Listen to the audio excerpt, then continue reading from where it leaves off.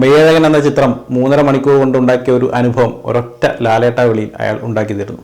അതിരുകാക്കും മലയൊന്നു തുടുത്തേ തുടുത്തേ തകതകതാ, അങ്ങു കിഴക്കൻ ചെന്താമരപ്പടവിന്റെ ഈറ്റില്ലപ്പടയിൽ പേറ്റുനോവിൻ പേരാറ്റുറവ ഉരുകിയൊലിച്ചേ തകതകതാ.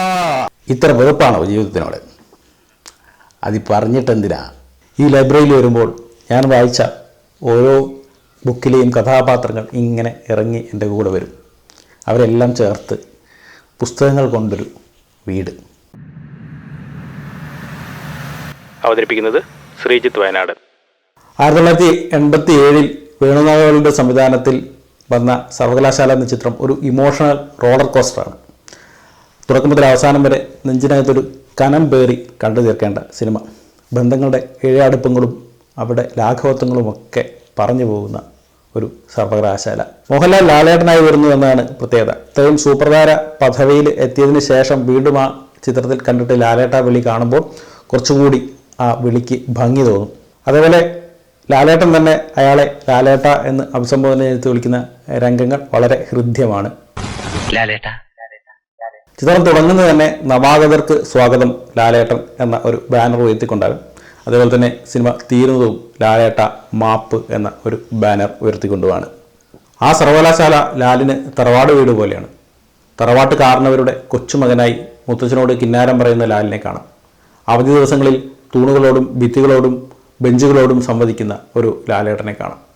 അയാളുടെ ഉള്ളിലൊരു സാഗരം അലയടിക്കുന്നുണ്ടെങ്കിലും പുറത്ത് ശാന്തമായി കയറിയിറങ്ങി പോകുന്ന ഒരു തിരമാല മാത്രമാണ് അയാൾ. ചെറുപ്പകാല സുഹൃത്ത് ജീവൻ ജീവിത വിഷമങ്ങളിൽ തകർന്നു പോകുമ്പോൾ ഓരോ നഷ്ടങ്ങളും ലാൽ വളരെ ലാഘവത്തോടെ നേരിടുന്നത് കാണും.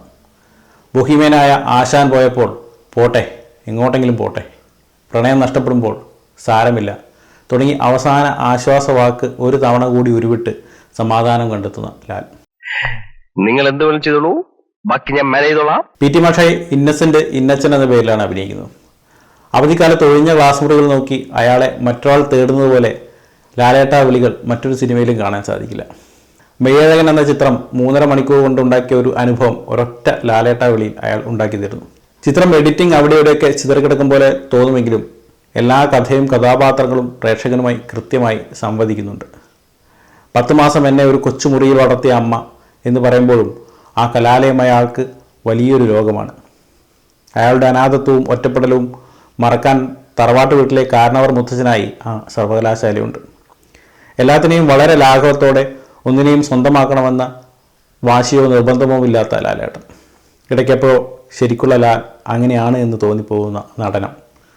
സ്നേഹിക്കപ്പെടണമെന്ന് അത്യാഗ്രഹിക്കുന്നുണ്ടെങ്കിലും ഒരു നിർബന്ധ ബുദ്ധിയുമില്ല.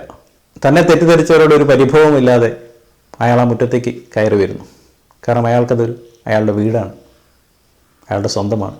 അയാളൊരു സർവകലാശാലയാണ്. ഓരോ സർവകലാശാലയും ഒരു രാജ്യമാണ്. ആ രാജ്യത്തെ പ്രതിനിധീകരിക്കുന്ന പ്രതിനിധികളാണ് ഓരോ കുട്ടികളും. അപ്പോൾ ആ കുട്ടികളുടെ നന്മ അല്ലെങ്കിൽ വളർച്ച, അവരുടെ ഭാവിയാണ് ആ രാജ്യത്തിൻ്റെ ഭാവി എന്നുകൂടി പറഞ്ഞു വെക്കുന്നുണ്ട് സർവകലാശാല.